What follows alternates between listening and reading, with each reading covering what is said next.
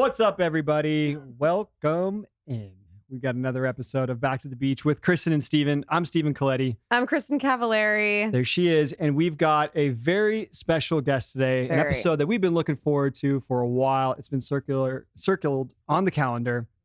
Mr. Jason Wahler. Well, hello, guys. Jason, welcome. It's so good to see you guys. We've been talking about this episode the entire season. Every week, we're like, we need to just talk to Jason about this. Where is Jason? Get him on. We need to talk to him and pick his brain. We have so much to unpack with you. Well, you guys are gonna have to help me unpack. I don't remember most of it. This will be good. Much to discuss. Speaking of unpacking, you just moved to Tennessee, where we are shooting this right now. Yes, I moved to Tennessee. We came out here, I don't know, we saw you, 3-4 months ago? And we're like, after we did our initial visit, we're like, dude, we love this. It'd be a great place to raise our kids. And Ashley and I decided, to pack up and move out here. So we've been out here for 2.5 months now. Yeah. Where were you before? I was in Orange County, Laguna Beach. Oh, good old Laguna. Yeah, good old Laguna. And we just bumped into each other about 4 or 5 months ago for the first time in, man, it's been, I mean, we spoke over text for a second, but we ran into each other at the Montage in Laguna. You were with your family. I was on a date, by the way. Yes. It was a second Very date. pretty girl. Yeah, we are girl. still together. Oh. Shout out, Alex. Yes. And man, Hi, Alex. it was the first time I hadn't seen you in like over 12, 13 years. It had been a minute. We hadn't seen each other face to face at least in 12, 13 years. It kind of floored me. I mean, it was so good to see you, but I was also shocked. It reminded me of like, why haven't we seen each other in so long? Like, for sure. It was special. It was really good to connect with you and see you again, because I think instantly it was just, there was that, there's so many memories that came back, and it's like, we got to reconnect. Same thing with you. I didn't see Kristin for 10, 12 years, and but I also, went through my own trials and tribulations that I had to work out and go through. And I kind of disappeared for a while. And, sure. I think it was part of my process, and it was what I had to go through. And, but here we are today, and, so stoked to be here with both of you. Well, okay. So back up for a minute, because we've talked about on the show how after you had graduated, you went up to San Francisco and then you moved to LA. But then when we graduated, you guys ended up living together. How did that happen? The connection is Dieter, by the way, which is kind of odd because you guys weren't good friends growing up. No, right? no, we weren't. It was kind of through Laguna that we all became friends. Or Dieter and I obviously were good friends, but for you and him, I mean, you guys have shared an ex-girlfriend. Yes, totally forgot about Was that the bonding moment? Oh my God, that's right. Yeah. Good old Jessica. There's so many questions with that. But okay. So how did you guys all end up moving in together? Do you remember the first time you hung out with Dieter? Because you guys got an apartment together in LA, and it was the first place that you guys got in LA. It was the first place that I got.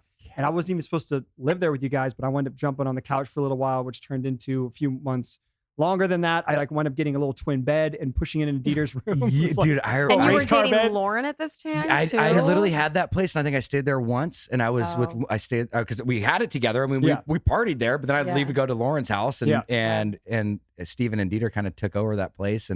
But I think with Dieter, when I started like dating Lauren, he came into my life a little bit more. That makes sense. I think Jake was friends with Jake Penno was friends with him. I think like I was starting hanging out with Connor Monahan a lot and Noogie and so I think just like the circles. I think it was just those 3 Arch Bay, which is a beach for everybody that we used to always go to. I think it was just kind of like we all started to connect down there, because that time it was like us as seniors then were friends with, like, we started hanging out with the seniors when we were freshmen. You know what I mean? It's like there was just this clique of 4-year separation, but we all started hanging out down there. And then that's, I think, how it initially started. And then Dieter and I, we just like, dude, after the show, I was supposed to go to college, I think like any of us were supposed to. And minor detour. Minor detour real quick. But they're going up with Talon all the time. Yes. God,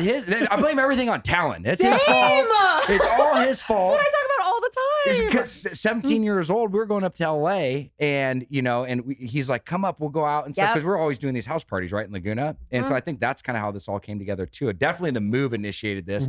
He brings us up, and I remember this club called Element. Yes. He brings us in the back door. And Talon was fucking cool. Talon was LA. legit. Like, dude. he hung out with like all the cool He was people. plugged in LA. He got through the back doors. He knew all the celebrities, and we were like, "Whoa, Talon's life is so fun." Yeah, me and Cedric looked at each other like it was like one of those like super stupid moments. It was like what was at Night at the Roxbury? We looked at each other, we're like, high five! Like, we're getting in, man. We got into the club, and it was like from there, dude. That's when it was like almost every weekend. Mm-hmm. That's when we started doing the roadies up there. It wasn't even every weekend though. I remember when we were living together there, it was every single night. It was like we get invited to the opening of an envelope and we go. We're like, oh, you know, it's throwing a party tonight. It was LA. There was always something going on. And because we were on this TV show, which again, we were still not really processing that, like, people were like, oh, you should come be a part of this event because you're on this TV show and like help us sell some shit. So you go to the red carpet and you fucking hold a bottle of vodka. Like, what's up? And then you go to a party and we're like, sweet free booze. Yeah. That was like, I mean, honestly, it was basically Monday through Sunday. It was every single freaking night. It was, but I was saying that was prior to when we were still in high prior school. to that though. It was when we were still in high school. Like we were going up there doing those roadies, and especially in the summer. Oh, okay. But wait, what are roadies? Like we're just doing drinks. Well, we were doing road. Oh, you're making roadies for the drive from Laguna? From right? Laguna. Oh, that's what I call a LA. roadie. I don't know. know. I know. I thought you guys were going on roadies. I was but like, I also would miss school. Like I missed sure. a pep assembly one time, and I was the pep commissioner, and I was in LA the night before. There's 3 pep assemblies a year. I was just gonna say, crazy ass is up in LA with Alex User and Talon the night before, and I didn't even make it to an assembly. Like, get your shit together. Yeah, dude. Whoops. But didn't Talon have a house up there, like 17 years old? Yes, with Frankie Delgado. Yes. So that's where it all started. Then me and you, we all just started hanging. I think through the show, we got closer for sure. Yeah. I mean, we were doing more events together, and once you and Dieter, I was close with Dieter. Or I still am close with Dieter today. But then you guys got that place together, which seemed, I don't know at what point that decision was made. Yeah. That seems still so random. I mean, there's this building at Figueroa and 3rd in downtown LA. And you guys were in downtown. Oh yeah. It was not a good scene. Like if you parked your car, if you're one spot underneath the freeway there, the 110, your car was getting broke into. And I think the whole rationale about living there was Dieter wanted to walk to Staples Center because that's all we ever knew of LA. That makes sense. Yes. Your guys, before understanding the club scene in Hollywood, it was go to Kings games and go to Laker games. That's why we came up to LA. There was nothing else. So makes sense. I think that proximity, but the place was a dump. It looks like a prison. Even we're still there. When I drive by, I'm like, huh. There was like a little ghost of us up there on the top left corner. We had a little penthouse, which it was not a penthouse. It had like one extra little room. It was a dumpy little apartment. Well, that's why we didn't even have that thing furnished. We had Playboy came in. That's what Steven said. Remember when the girls next door, yes. the 3 girls that were with you, like that show that was on during that time? It was so Kendra Wilkerson and like there was a Holly Madison. And Bridget. Yeah, and Bridget. Mm-hmm. So Holly, right? Yeah, I think it was Holly. Holly the main came girlfriend. Over. Yeah, she came over and decorated our somebody threw, and I think it was one of the promoters at the clubs that we would go to through an opportunity our way. They're like, they're gonna outfit your apartment with all this new furniture. We're like, fuck, free furniture? Why the hell not? Let's do it. Yeah. Playboy, fuck it, we're down. So they come over unloading all this Playboy gear. We're talking about like tables and blankets and towels and all your cups and plates, everything had the Playboy logo on it. And you and I were like, fuck it. Yeah, like, why not? So then let it ride. Sure, We didn't care. Like, we were just stoked to have furniture. I mean, we literally went to IKEA. You came and sat on our dining room table. We had screws that came, like, build your own furniture. Yeah. The screws were coming through the top. People would, like, put their arms and scratch them and stuff. So we were so stoked to have all the Bring a girl home to that place. Oh, yeah. Go over well. Oh, man. We had some fun times, though. It was... Can we just bring up real quick Miami? When we go to the VMAs? The VMAs. Oh, yeah. Mm-hmm. Wow. It was so fun. It was incredible. Was that when we went to P. Diddy's after party? And we couldn't get into the VIP section. So I remember like standing right up at the rope and he had a tray of shots. And I think I was with Christina. And he like came over with all these shots. And we were like, thanks. So we like couldn't get up there in the VIP section though. He's like, P. Diddy gave me a shot. Yeah. I remember that's where you lost your ID. Oh, yeah. I think I got thrown in a pool or I jumped in a pool at one point and it was left somewhere around the pool area. And then somebody found it and gave it to a magazine and then they printed it. Dude. And I remember it was so hot there that we were carrying around rags and it was just, you were sweating going on the red carpet or whatever. And so I had this rag, I put it on my head for some stupid photo op and I was like, and I went like that. Oh my God. And so the magazine ran that picture with like, we've got your fake ID. Yeah. It was just like, sweet look. My that mom's like, really funny. what were you doing in Miami? And I'm like, that was just one moment. We actually were there for work. We were there promoting the show. We just partied the whole time. That's right. Remember the show? Was it Trailer Park Boys or remember that show? that's where me and Cedric ended up meeting. This is like when with the introduction to like all the other shows that were coming out during that time. That trip that's when it started to get blurry. Let's talk HelloFresh, you guys. With HelloFresh, you get farm fresh, pre-portioned ingredients and seasonal recipes delivered right to your doorstep. Skip the trips to the grocery store and count on HelloFresh to make home cooking easy, fun, and affordable. That's why it's America's #1 meal kit. Flavor is in full bloom at HelloFresh. Enjoy the taste of spring with chef-crafted recipes featuring ripe seasonal ingredients delivered right to your door. HelloFresh does more than just delicious dinners. Not only can you take your pick from 40 weekly recipes, but you can choose from over 100 items to round out your order, from snacks and easy lunches to desserts and pantry necessities. Everything arrives in one box on a delivery day you choose. When the spring sunshine is calling your name, don't call for takeout. Get HelloFresh instead. Their quick and easy meals make feeding the family a cinch and without the high price tag. Their new fast and fresh options are ready in just 15 minutes or less. That's right, guys. And no more just scouring the grocery store for that one ingredient, walking back and forth between all the aisles, trying to find the one thing to complete your recipe. HelloFresh takes away all that hassle by delivering fresh, pre-portioned ingredients so you have exactly what you need, and it helps you cut down on food waste. You guys, I just moved last week, and waiting by my door right when I got there with the moving truck was a box from HelloFresh, which I'm very grateful for because obviously everything was all boxed up. I didn't know where I was going to eat my meal that night. So bam, the convenience of HelloFresh coming in the clutch once again. Love it. Okay, you guys, go to HelloFresh.com/beach16 and use code beach16 for 16 free meals plus free shipping. Again, that's HelloFresh.com/beach16 and use code beach16 for 16 free meals plus free shipping.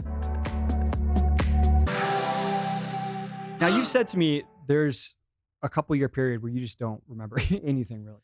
No, man. So what age were you? So looking back, I caught a couple glimpses of the show, and just looking back, and from say 18 to 23, I really don't remember much. Wow. I'll remember snidbits, and like I'll see different articles or different things that came out, and it was a very tough time, but it was also a very blurry time. I was obviously struggling with alcoholism and addiction, and I was basically fighting for my life, and I wasn't fighting at that point. I was basically dying. Later on, I was fighting for my life, and but that was a really trying time. 18 to 23 was really difficult. So what made you want to come out of it and get your life on the right track? You'd think after, looking back, my story, like the snapshot of it is, I went to 13 different treatment centers from Florida to Hawaii, every state in between. I was arrested, a dozen times. And, the disease of addiction not only took me to contemplation, but attempting suicide. And, going through all that stuff, you think that'd be enough. But there was a specific moment that was a very big moment of clarity for me. It was when I was sitting across just like this almost with my mom and my dad and my parents, who were very, very instrumental in my life. And my dad looked at me, and I've only seen him break down once. And he looked across, and he basically said, this is the 1,000th therapy session we've been in. And he looked at me and he said, Jason, Mom and I don't know what to do anymore. Our marriage is suffering. And we're like two planks of wood that are laying in bed waiting for the phone call that you're dead. And so when he said that, still, I remember it very vividly. At that moment, I said, you know what? I know I don't care enough about myself, but I care enough about my family. And that became my motivation. Wow. And then about 6 months after that's when I really entered. July 23rd, 2010 is when, it happened a day or two before that. I think I still dabbled for a second. And then when I went away to treatment again, they became my motivation. And they became what I hung on to until I could finally find purpose and a sense of self-worth and have motivation to find who I am. Because in the depths of my addiction, I really lost who I was. So I'd say from 17, even going back a year prior, from the 18 to 23, I really lost sight of who I was and what I liked and what was important to me. And but that's where my life transformed and changed. I think that's what we've been so excited to have you on, just because we've seen obviously where you are today and knew where you were back then. And for me, not understanding how to process how you were at that time, because I knew that you were on a tough path as far as the addiction. Like, it was there and it was obvious, but at 19, 20 years old, I didn't know how to like process that with a friend. It's like, oh, maybe he'll snap out of it. Right. Yeah. I feel like a lot of people think that at that age is like, oh, he'll figure it out. He'll have some rock bottom moment. Maybe he'll get arrested. It'll be fine. But what I've learned throughout all this time dealing with, friends and family and whatnot, you see that it's a process that takes a lot of time. And honestly, not everyone can come out of it. And to see how far you've come, because it's just, you went through a lot, and you could tell that you were in a lot of trouble, or you're dealing with a lot, working through it. And I remember thinking, I don't know how he gets out of this. Right. And see how you are now, and how you've been able to turn that into helping other people and being so instrumental. I think it's really amazing. I mean, you talk about some of the things that you're doing today, you've spoken to me about. If you want to let. Oh yeah. So I mean, no, thank you for saying that. And it's, again, as I just want to preface, there's nothing I don't think anybody could really have done then. We didn't have the knowledge or the resources, the education that we did back then. I mean, we were 17, 18, most impressionable and most impulsive age that you can possibly be in. Totally. And it's hard to try to provide some insight or clarity to that back then. You know what I mean? And so I think that's something which is great why we're even here, is to provide insight and education for other people that may be going through that process. There's a lot of things you can do today. But for me today, I co-chair a foundation called the Red Songbird Foundation, which its primary purpose is to be the most safe and trusted resource for anybody that struggles with substance abuse and mental health, to be able to reach out to. We do lunch and learn seminars, educational. We partner with local city officials, do town halls, just raise awareness in that. And then our bigger arm is giving away scholarships. So last year we gave $1.4 million away in treatment scholarships, which was incredible. That's awesome. And then right now currently, so I've worked in the treatment space for the last 10 years. I work, closely with Dr. Drew. I work very close with Dr. Daniel Hedrick, Dr. I, just some of these mentors that have been instrumental in my life. But it's, working in that space, but really as being an advocate for recovery, is because what we're up against today, this is the leading cause of death in America for 50-year-old individuals and younger. And people don't realize, what we're really looking at, especially having kids now. The average age of first time use is 11 years old. And so to see all these different things, I try to utilize what I've gone through to be a beacon of hope, to let people know that there's a better way out, to let them know that they're not alone, and there is a solution. And so, well, you talk about finding self-worth, because I do think that's a large part of it. So how did you begin that journey, and what did that look like for you to be able to stay sober all of these years? It's a great question. In the early stages, I mean, for me, I had to really surrender. I had to get willing, and I had to get open and honest. And that self-worth looked like being able to share how I really felt about myself, and what I'd saw, because I was not comfortable with what I saw in the mirror. Was very ashamed, had a lot of guilt, and was really, really had a lot of doubt. And once I was able to look at myself in the mirror and say, "You're worth it," and that there's a lot more to life here. I really kind of had to have that conversation with me, and I had to forgive myself. I had to take that opportunity to have grace for myself, and really just put one foot in front of the other, because it doesn't happen overnight. I mean, it took years of destruction to get me to where I was at. But I remember specifically just looking back over my life, like being in LA, all these different things. Like, we grew up surfing, skating, snowboarding, wakeboarding, family trips, jet skis, you name it. And in the depths of my addiction, I didn't go outside. I'd have people at my house, 50 people, and I'd be in my room by myself. And so once I was able to get off the drugs, actively arrest the disease, get stabilized, and to be in my own skin, I started to do the things that, like, I reverted back to when I was a kid, what I loved doing. I picked up a baseball. I went through the ball. I went out and I started surfing again. When I first got sober, I was doing a quarterly surf trip to Hawaii, just with a bunch of buddies, and we do it every 4 months. We just go out to Oahu, and so, I mean, I really started to treat myself with, just and embrace what life has to offer.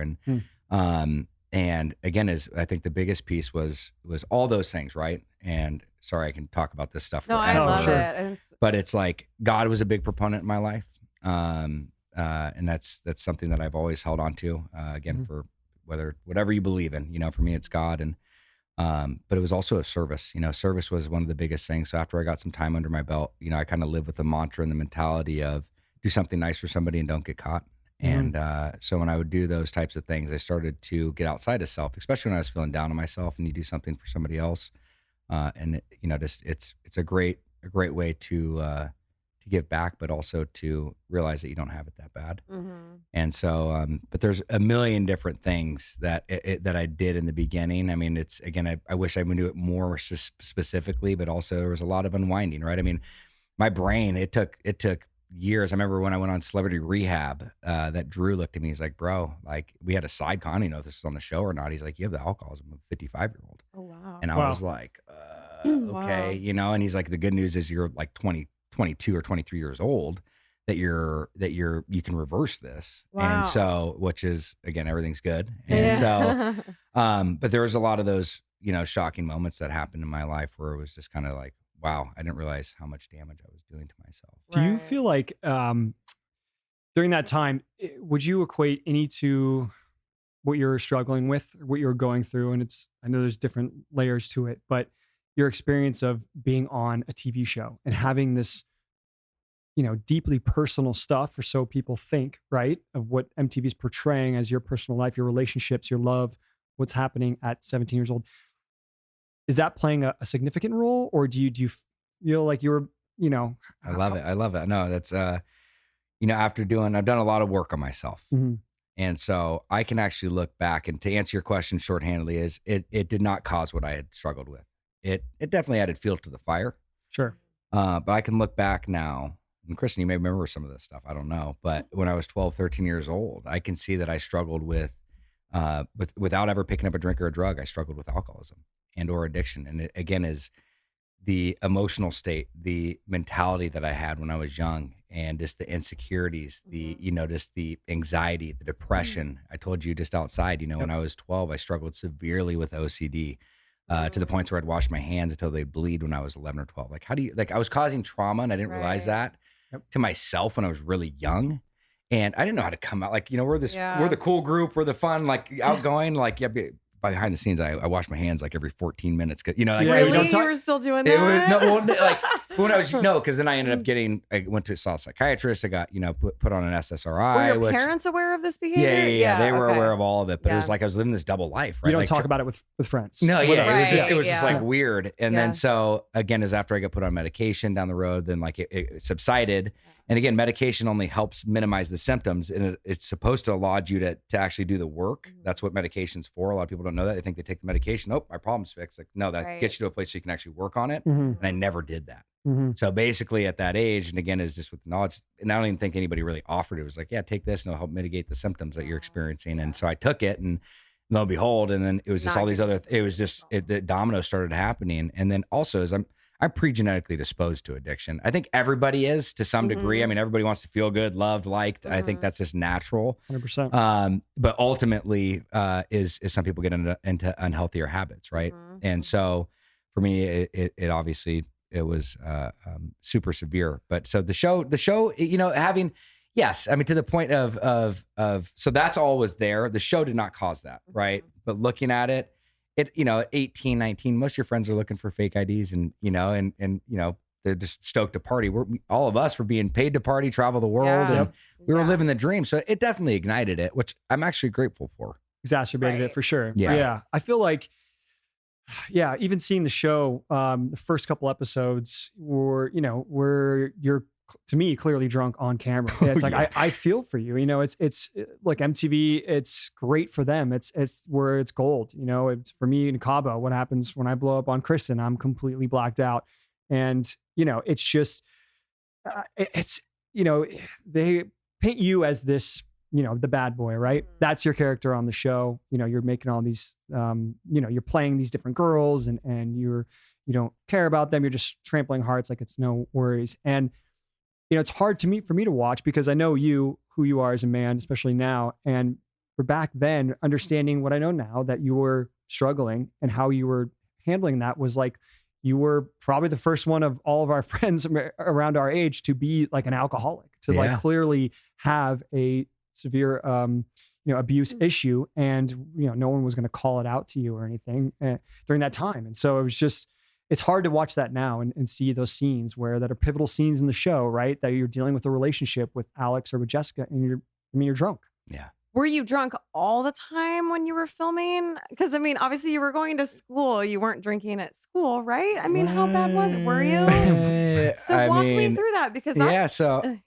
finish. Well, I remember it being similar to me, obviously, in the sense like we went hard, we partied our asses off. But, I guess I just always thought you were at my level in high school. I didn't realize it was much bigger than it was. And that's, I think, yes, for sure.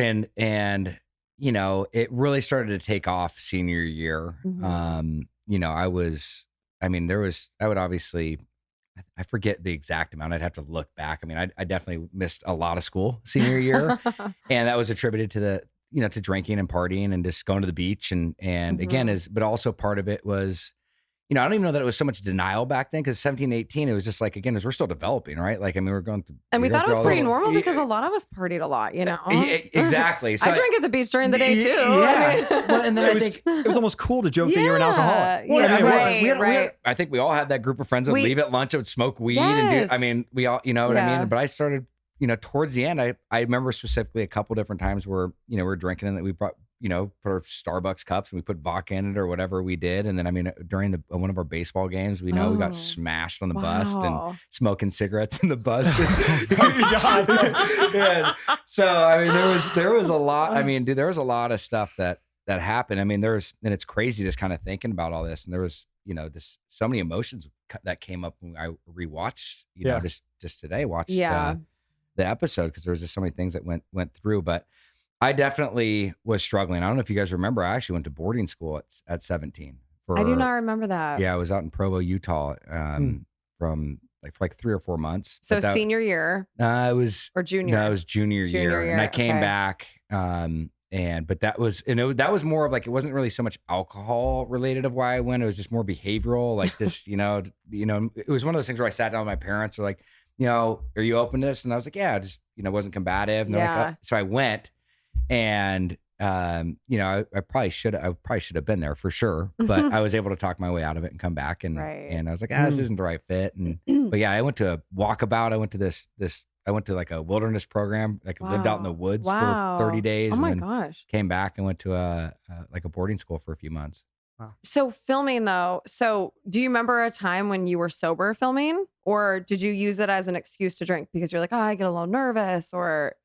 I think the only time I was sober was that damn Hot Rod episode. It was probably one of the only. Dude, played, sir. That thing was badass. God. No, it was there. I don't think, I would say I probably was drinking half the time on that show, but I also, looking back, I could just see now, like, God, first of all, I laugh at it because I didn't even talk. I was the joke that I'm saying to you guys. I was like a meme. I'm like, it was just like, it didn't make any sense. And I what I see now, which is cool, and again with where I'm at, is I look back and I'm just like, wow, I was so insecure, so just had so many of my own internal issues going on back then. Mm-hmm. That I can see that now, but back then I didn't even realize that I had that going on. But like watching that, and 100%, I drank to alleviate I had social anxiety, just the cameras, it was all kind of new. And it's the most personal stuff when it's relationships with girls, and being in adolescent love, like.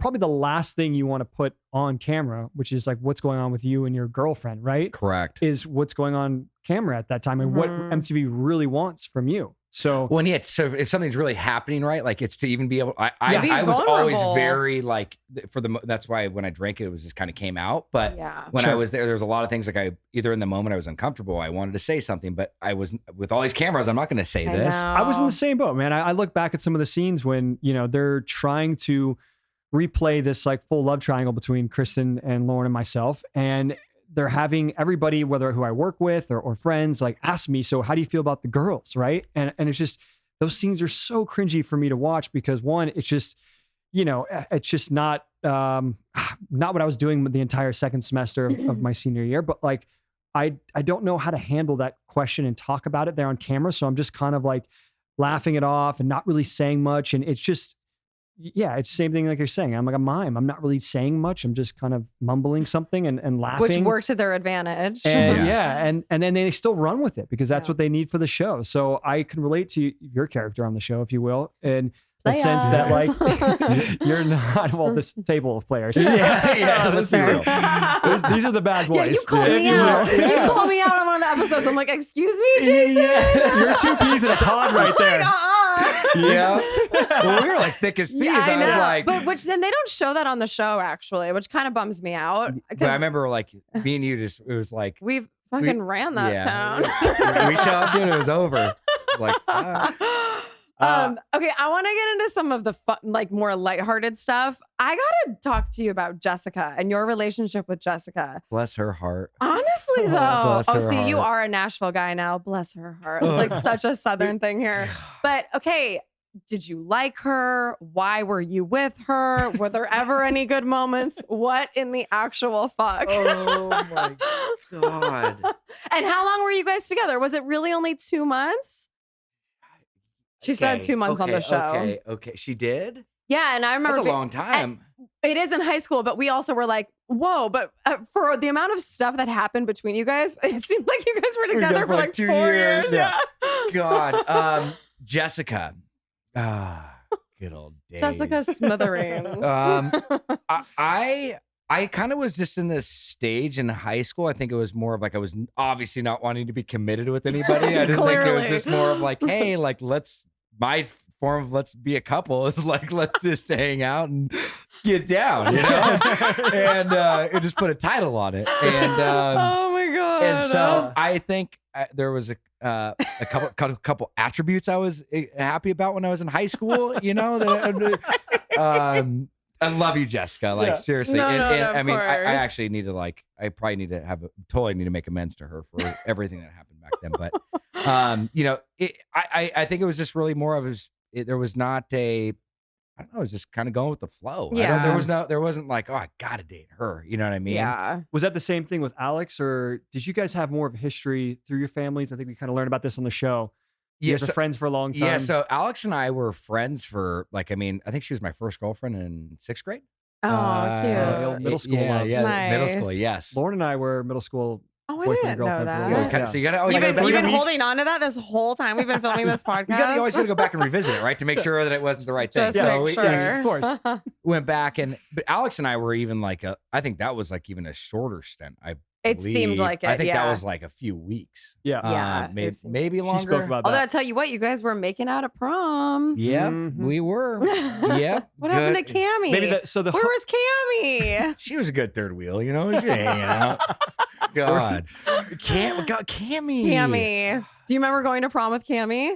Now that you say that, I do. But you were to ask me who I went to prom with, I would have not known. I forgot that I went with Talon. Yeah. No, it's I get it.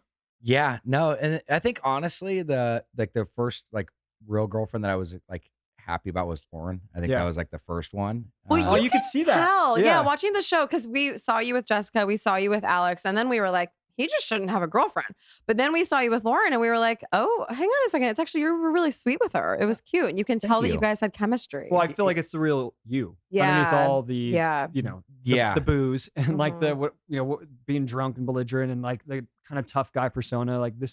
She softened you. She opened you up. She was able to I feel like she was allowed me to be able to be me. Mm-hmm. And kind of brought the better traits out.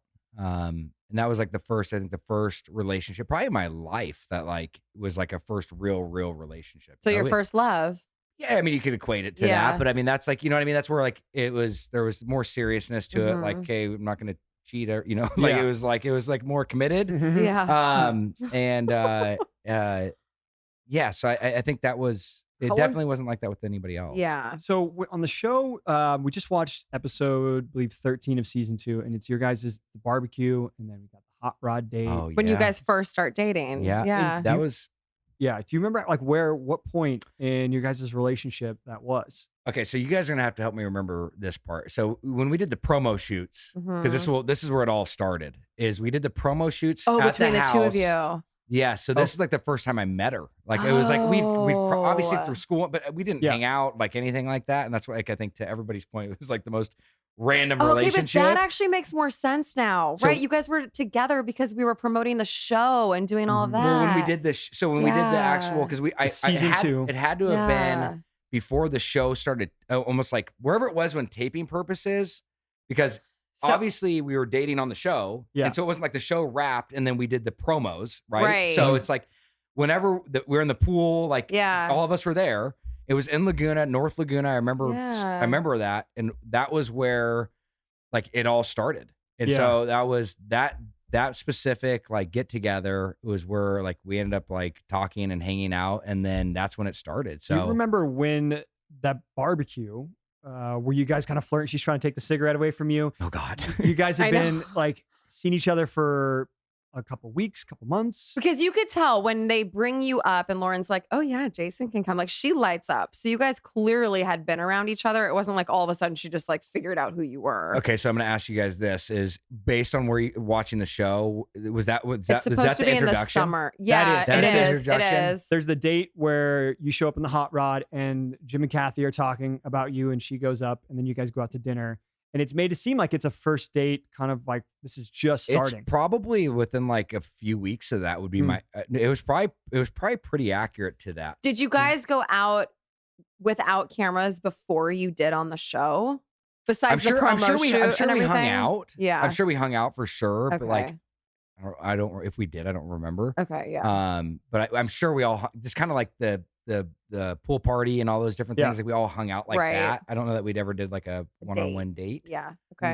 If we did, I don't remember it. Interesting. Okay. So the first date could have one on camera. It seemed like it was because like she was super giddy. You guys were smiley. Like it was very innocent and sweet, like a first date. Mm-hmm.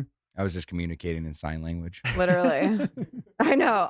Hey, honestly, from a man of many words. Yeah. Earlier in the season, you've got some words in this scene. The more I drink, the more I talk. That's probably why they liked when I was drinking, dude. I actually started talking. Exactly. God. But you were actually so happy when you guys got back to her house for the pool because you're like, oh, finally, I don't have to drive anymore. Which you were like, now I can drink. Yeah. Dude, that makes sense. I didn't even realize that. That makes sense. Yeah, that's. But it was funny because that scene, you guys go in the jacuzzi and she is like really trying with you. Like she stands up, she's like playing with your hair, and you're like, do you want to go in the pool? And then it's like, oh, okay. And then you guys like go in the pool, and she's like still like trying and flirting with you, and you're like, what? Like give her these like little pecks, but like nothing serious. I'm totally took advantage. I know. But like, too was scared. he nervous? Was he? But I know we talked about this. It's a lot of pressure a first date, anyways. But then to have a camera crew and all these people watching you. I didn't have the booze in me yet. Yeah, you know? Yeah. Like, I feel like you had to keep your shit together with Lauren. Like that wasn't gonna fly. I remember like that out of like.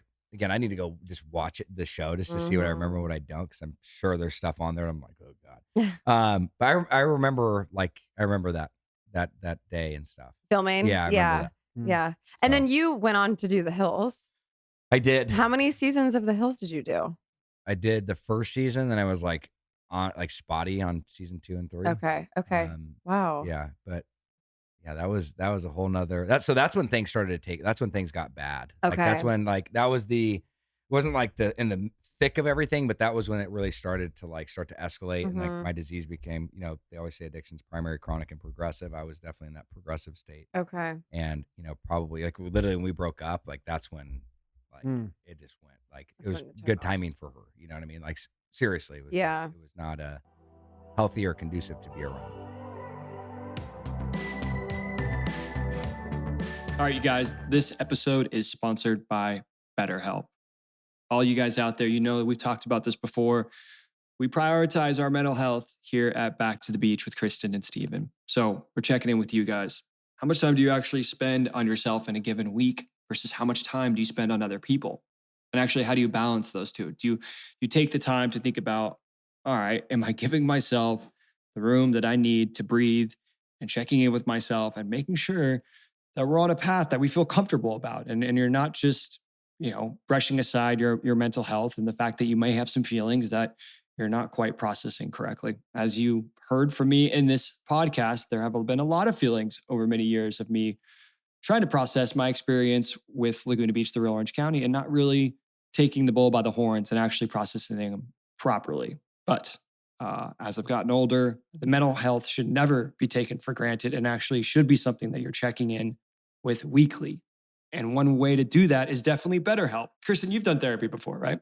Yeah, I've talked about it a lot on this podcast, but I love therapy. I've been in and out of it for years. I mean, since I was little. And, I've never walked out of therapy and not been in a great mood. I just find that it really helps you kind of get your thoughts together. I'm really good at compartmentalizing and pushing things aside. And so I think it's nice sometimes to have someone just pull everything out of you so that you just feel like you are able to get everything off of your chest. So I love therapy. I can't say enough good stuff about it. That's great. You guys, if you're thinking of starting therapy, definitely recommend giving BetterHelp a try. It's entirely online and designed to be convenient and super flexible and suited to your schedule. You just fill out a brief questionnaire to get matched with a licensed therapist, and you have the option to switch therapists at any time for no additional charge. You guys find more balance with BetterHelp. Visit betterhelp.com/beach10 today to get 10% off your first month. That's BetterHelp, HELP.com/beach10. You guys, I love being really active with my kids. We love arts and crafts. We do puzzles together. My kids love being in the kitchen with me. But I am really excited to talk to you about this new company that I just discovered, and that is KiwiCo. If you have kids, you're going to want to listen up. KiwiCo is defining the future of play by making it engaging, enriching, and just plain fun. They create super cool hands-on projects designed to create a lifelong love for learning among kids. So each month, KiwiCo delivers crates packed with fun and sparks creativity with kid-friendly topics and activities. From engineering robots to learning about the science of cooking, there's interesting topics for every kid and real hands-on skills to explore. Discover subscription lines for infants and preschoolers to teens and beyond. You guys, we got 3 of these boxes delivered to us. And I got to tell you, they were actually a lot of fun. My kids love cooking, and we actually got an ice cream making kit. So Jackson, one of my boys, was all about that one. I helped Sailor make some sort of a car. I don't even know exactly what it was, but it is an actual car that goes by itself and shoots out dominoes, which was pretty cool. So I can't recommend these enough because not only are they fun and creative, but you actually get to learn while doing this as well. To get these super cool hands-on science, art, and geography projects delivered to your door every month, you're going to want to check out KiwiCo. These are real engineering, science, and art projects with high-quality materials. There's something for kids of all ages, from discovering the science of magic to engineering a domino machine, which is what we had, plus a lot more. There's no commitment, so you can pause or cancel anytime. As a parent, we all know it can be hard to find creative ways to keep your children busy, challenged, and off their screens, which is the most important thing. KiwiCo does the legwork for you so you can spend quality time tackling projects together. So redefine learning with play. Explore hands-on projects that build creative confidence and problem-solving skills with KiwiCo. Get 50% off your first month plus free shipping on any crate line at kiwico.com/beach. That's 50% off your first month at kiwico.com/beach.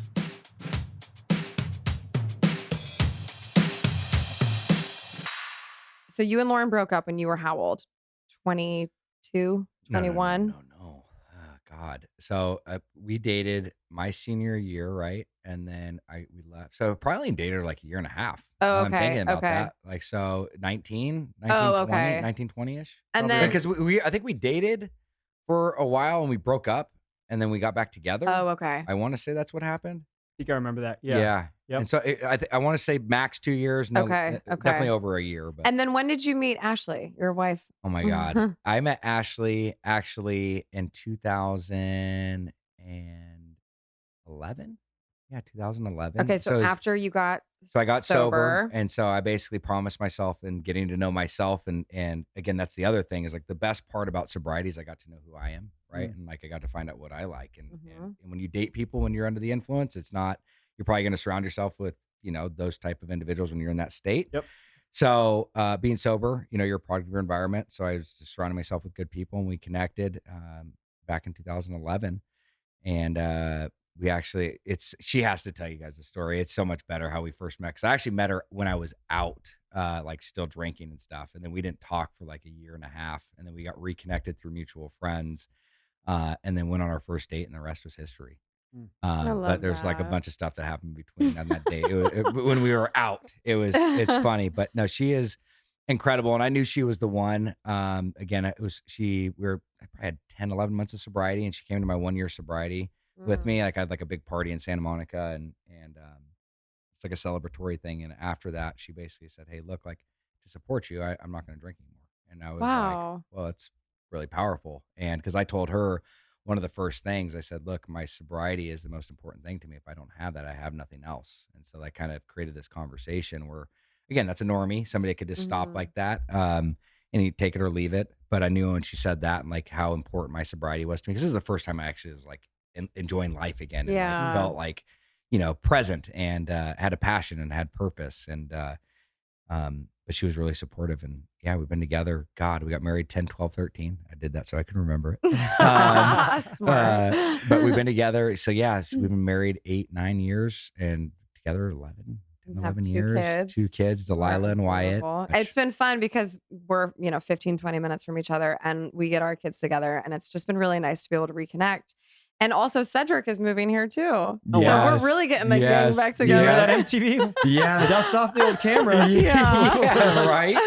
He's coming out here. Yeah. Takes on Nashville. Maybe you should come next, Steven. I'll get a little piece of land out here. Dude, come on, bro. Get out here. Okay, so I want to know, do you have a favorite memory from the show overall? Or not, and it doesn't even have to be something specific if you don't remember specifics. It could just be, are you happy you did the show? Was it a positive thing for you in your life? Yeah, like I'm really grateful we did the show. And I would back in the day, I would have probably been like, oh, it's so lame. Like we shouldn't have done that. But like actually looking back now, it was a very cool experience, and to be able to look back and to see where I was at and to see what I do today, it's very rewarding. And it's amazing. I mean, we were part of like a phenomenon. I mean, that show was what revolutionized the way way TV was done. And it was a cool experience to be a part of it. And obviously there's things that I wouldn't have, I wish I wouldn't have done. But I'm also grateful for the way everything happened, because it's allowed me to be who I am today.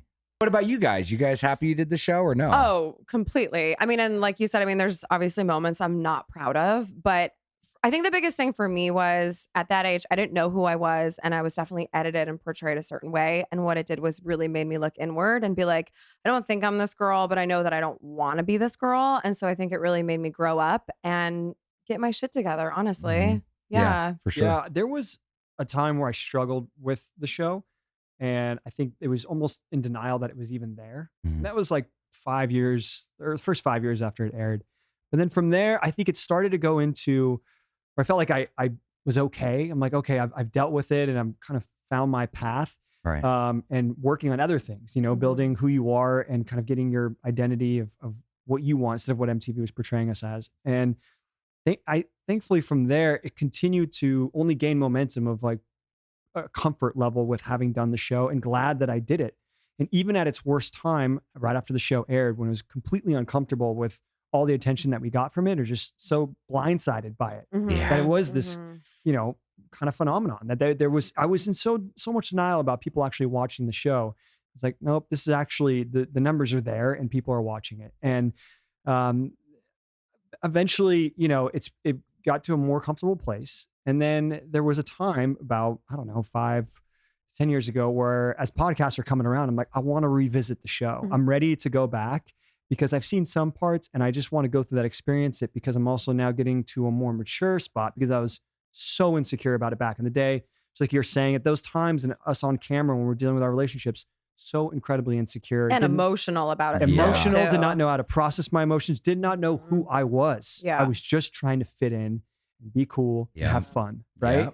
So to then, have some maturity into my 20s, and it's interesting. It always stayed as something I'm glad that I did, because we got, there's certain opportunity that you can get from it. But then, I think to have certain things we can look back on, to also this fascinating aspect, I think at this point of doing this podcast, all these years later, finally 18 years later, we're rewatching it and we're dissecting it and learning new moments that you totally forgot about, but they're buried back there and they're being dusted off, and you're uncovering those, and being grateful that you can look back and be like, fuck, I've come a long ways. I'm glad that I'm not there anymore. I've learned a lot from that time. And it's a unique experience, which, we're all just trying to, float around on this rock here on Earth and trying to learn experiences and get a little wiser and hopefully, live a good life. And I feel like that the show at that time, seeing it back then is, I'm much more comfortable about it all these years later. So you're like, I'm not there anymore. I'm in a completely different place in my life. So you appreciate it almost like it's another person. I didn't know that you went through that process, Yeah, it's just tough, man. I think that because of what I went through with my relationships, like what Kristin and I went through behind cameras and then what they put on camera, Lauren and I's friendship, what happened behind cameras and then what they put on camera. Yeah. They're different stories. There's relations. Of course, look, the foundation was there of like what happened between us, but then it's just, it's not something you're comfortable with and takes a long time to process. Yeah. At least for me. No. And I think something just came to me. I appreciate you sharing that, but something that came back. I think I wish they portrayed us more accurate to who we were. Yeah. I think that's one thing that just came to my mind is like I was just kind of it worked. It almost fed the ego, right? I had this overinflated ego with an underestimated sense of self-worth. And they gave me this, this character. I'm like, dude, I can do that. I can, I'll start doing beer bongs full of vodka and, and like, man, 100%. Yeah. But I think that was because they showed like one little side of who we were. And I think there was so much more to us, like for all of us, that they could have got to know more. And like, we were kind of just put in, like you said, they're creative and they're smart and they knew what they were doing because it worked, but they put us in these boxes,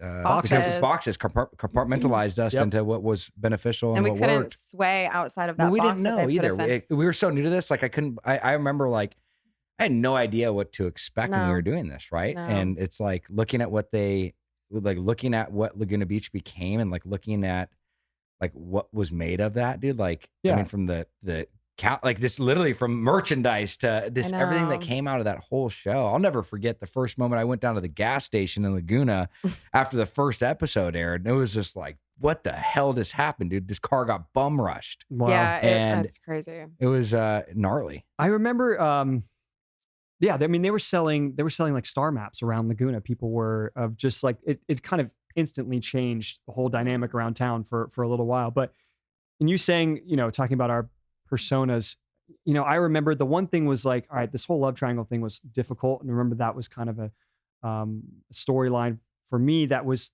throughout and what I remembered from the show. But watching the show now, there are other parts of my personality that they're a part of my personality they're trying to make into this character, like the jealous rage or just like a shitty guy that's like blatantly steamrolling these people's feelings. Like you're just like I was surprised because I actually remember more of like I remember always thinking like, oh wow, they really jumped on Kristin and made her like the bad girl, right? They made you the bad guy, right?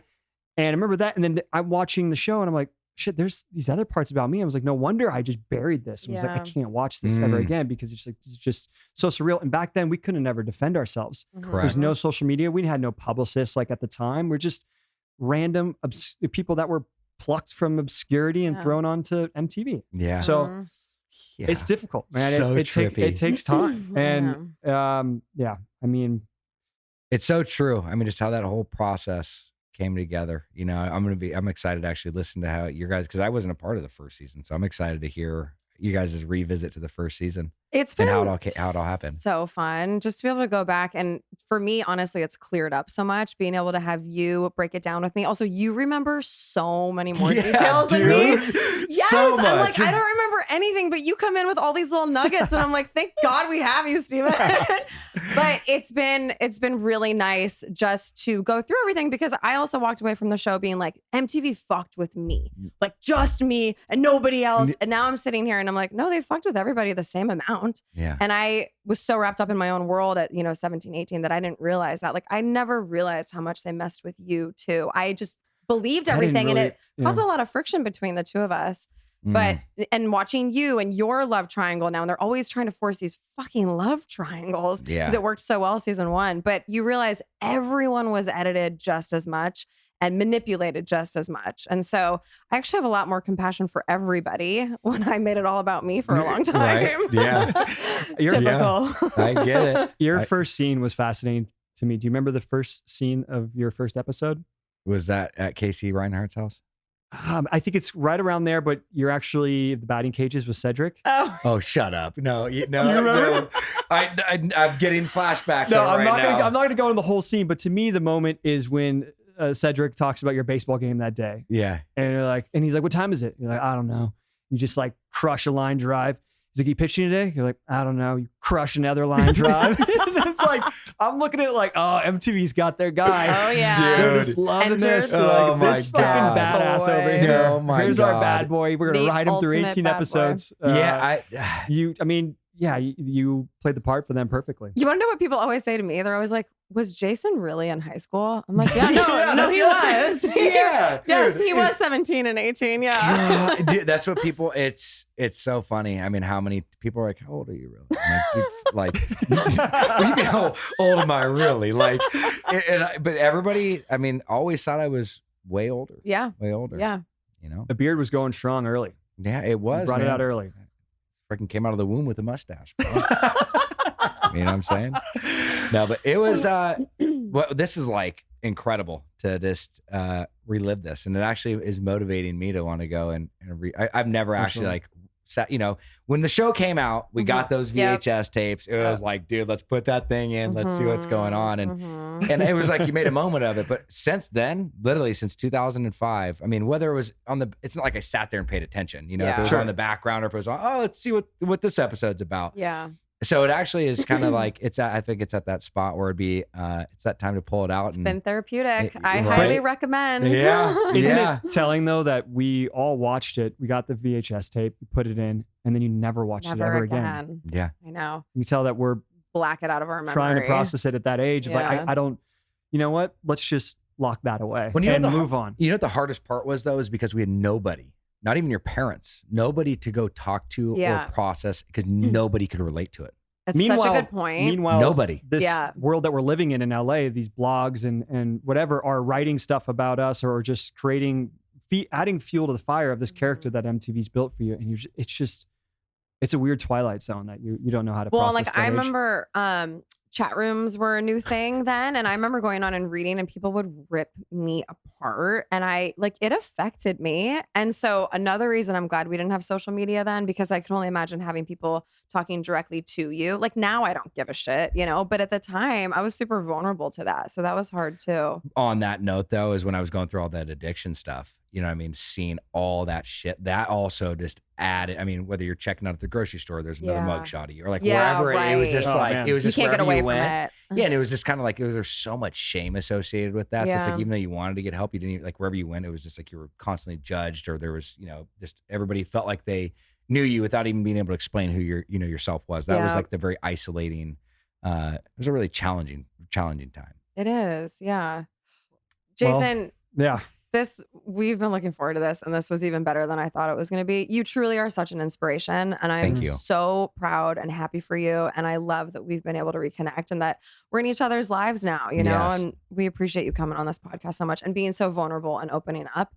I think it's really important, and you've been able to directly affect people's lives in a really positive way. So thank you. Thank you, Kristin. No, Steven, honestly, both you guys, love you both. This was amazing, and loved doing it, and just appreciate you having me on. It's great to see you, man. Thank you as well.